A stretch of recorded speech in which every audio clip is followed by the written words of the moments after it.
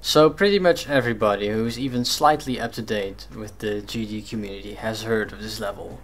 WOODKID. It's an upcoming extreme demon and everybody's jizzing their pants about it.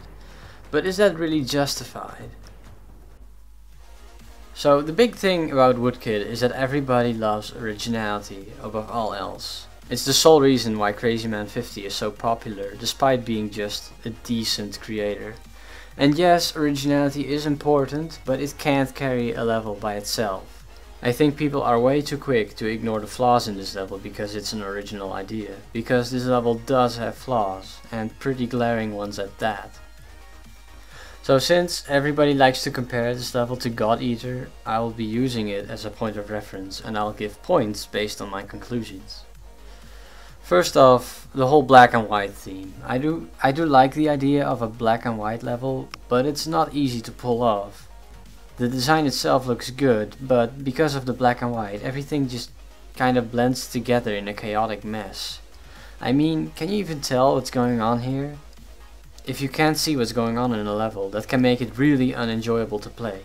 If you compare that to God Eater, which also has an insane object count, it's very clear what's going on here and what you have to do. So 1-0 for God Eater, I guess. Speaking of high object counts, apparently this version of WOODKID already has 200,000 objects, which means that the full level will have like 500,000. And I have to ask, is that really necessary? I mean, there are levels that prove that you can make a phenomenal level with the in-game maximum of 80,000 objects. And in a way, it's an art in itself to use all your objects as efficiently as possible. This trend of using as many objects as possible just for the sake of it just seems like a dick measuring contest to me. -1 point to both levels. Another notable thing about WOODKID is the art. It looks great. However, I think it was a mistake to leave it constantly in the background, because it just serves to blend the blocks together.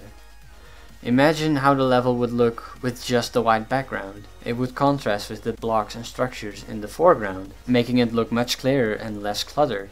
This is something God Eater does right. It reserves art that would otherwise be distracting for auto parts and transitions. So another point for God Eater. Except I'm taking that point right back because of all the straight flying sections. Well, I guess that means God Eater is the superior level with a final score of 0 to -1. And that concludes my analysis of WOODKID. If you disagree with me, make sure to tell me in the comments and maybe we can have a little discussion.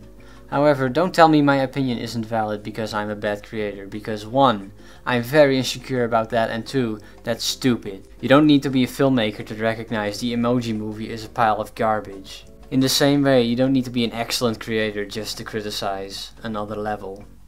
Alright? Okay.